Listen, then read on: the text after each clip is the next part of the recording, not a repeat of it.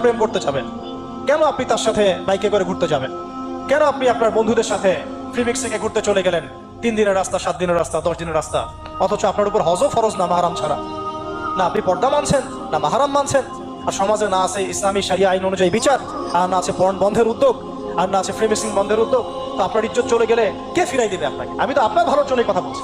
সবচেয়ে বড় কথা, এর শরিয়াই বিচারটুকু নিশ্চিত হচ্ছে না, তাহলে সমাজের মধ্যে এগুলো কমবে না বাড়বে? সিম্পল, সমাজের মধ্যে এগুলো বাড়বে। 6টা কাজ করেন, ইনশাআল্লাহ তাআলা কমে যাবে।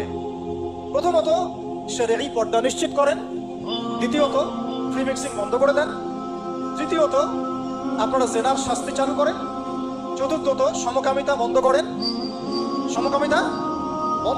এলজিবিটি বন্ধ করেন, পঞ্চমত ব্যভিচারের যে রজম শাস্তি চালু করেন, শরিয়াই বিধান চালু করেন, পর্ন সাইটগুলোকে বন্ধ করে দেন এবং সমাজে তাকওয়া নৈতিকতা শিক্ষাটাকে বাড়িয়ে দেন। দেখেন সমাজে জেনা কমে না বাড়ে? কিন্তু কেউ এই সমস্যা গোড়ায় যাবে না। একটা ইস্যু আসবে, একটা ইস্যু যাবে। আজকে আপনার বোন তো কালকে আমার বোন, কালকে অমুকের বোন, কালকে তার মেয়ে, নিজের ঘর পর্যন্ত চলে আসছে। আর কয়টা রিপোর্টই বা আমাদের সমাজের সামনে আসে? যে কয়েকটা রিপোর্ট সামনে এসেছে এগুলো 50% না।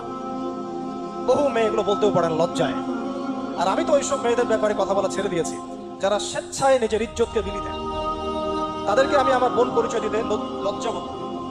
সমাজ থেকে গায়রত, ব্যক্তিত্ব, পর্দা, শালীনতা, হিজাব এগুলো উঠিয়ে দেওয়া হচ্ছে।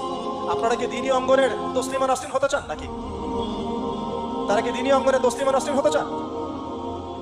কেন আপনি একটা ছেলের সাথে হারাম সম্পর্কে জড়াবেন? কেন? সমস্যা হচ্ছে আমরা সমস্যা গোড়ায় যেতে চাচ্ছি না। আজকে এই কথাটা আমি এখানে বলতে চাই নাই, শুধু কথা প্রসঙ্গে চলে আসছে যে এই যে মেয়েটা কাতরাতে কাতরাতে মারা গেল আজকে, আপনারা দেখে নিয়েন 3 মাসের মধ্যে এই মেয়েটাকে শরীর করে যাবে। সমস্যার গোড়ায় আসেন। সমস্যার গোড়া হচ্ছে আল্লাহর জমিনে আল্লাহর দ্বীন ইসলাম বাস্তবায়ন না হওয়া পর্যন্ত এই মানবতার মুক্তির কোনো রাস্তা নাই। আল্লাহর কসম করে বলতেছি, আল্লাহর জমিনে ইসলাম, কোরআন, সুন্নাহ, রাসূলের আদর্শ বাস্তবায়ন হওয়ার আগ পর্যন্ত এই জাতির স্বাধীনতা বলে কোনো শব্দ নাই।